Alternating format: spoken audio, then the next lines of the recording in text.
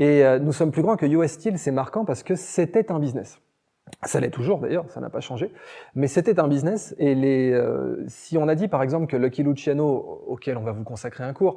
mais était un peu le Bill Gates ou le Warren Buffett de la mafia, c'est pas pour rien, c'est qu'en fait c'était des entrepreneurs, ces gens-là. Ils le voyaient comme une entreprise dans le sens général du terme, avec la prise de risque, etc., et une organisation. Et ce concept Linea Plaza, vous l'aviez parfaitement dans la prohibition, par exemple, où vous aviez donc approvisionnement en alcool ou en mélasse, et points de stockage, speakeasy, qui étaient aussi des points de distribution, puisque en l'occurrence, ce qui a rendu aussi riche la mafia italo-américaine, c'est qu'elle avait intégré toute la chaîne, ce que les Mexicains pourront pas faire. La consommation de drogue, elle n'est pas consommée au Mexique, dans le cas des cartels mexicains, alors que dans les cas des familles italiennes pendant la prohibition, la consommation était sur leur territoire aussi, ce qui était un atout énorme, mais qui nécessitait du coup une McDonaldisation, tout pareil, parce que vous aviez besoin d'avoir des speakeasies,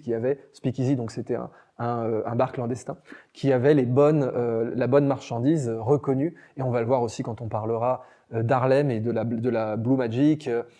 cette héroïne qui avait été amenée par un héritier de Bumpy Johnson à Harlem. Donc, nous sommes plus grands que US Steel, c'est une citation qui mérite sa place dans cette introduction, parce que d'entrée de jeu, il y a cette notion industrielle, et je me rappelle aussi de cette anecdote dans la biographie de Lucky Luciano,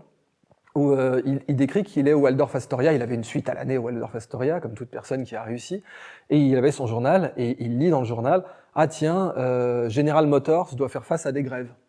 Et là, Lucky Luciano dit dans sa biographie « J'aurais dû être patron de General Motors, parce que moi, mes problèmes, c'est pas une grève, c'est telle famille rivale qui peut incendier un entrepôt, c'est les rapports de force entre les 5 familles à New York, c'est le FBI qui va enquêter et qui cherche à recruter des sources chez nous, etc. »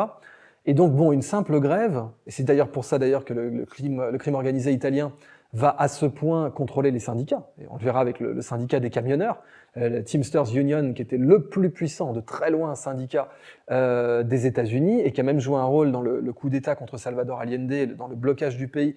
au Chili, alors que c'était pas techniquement des camionneurs américains, mais le syndicat des camionneurs sud-américains avait été organisé sur le même principe. Évidemment, au Chili, un pays horizontal, enfin vertical, mais un pays tout en linéarité, le plus long pays du monde. Si vous bloquez les camions, vous bloquez le pays. On en parlera aussi quand on parlera des liens entre la mafia et le renseignement, bien entendu, la CIA. Et donc voilà, nous sommes plus grands que US Steel. Ça résume bien l'idée. C'est-à-dire quelque chose qui a un aspect légitime, qui a un aspect légal. Ça a beau être du crime, en fait, il y a des rationalisations du fonctionnement qui semblent être des affaires normales.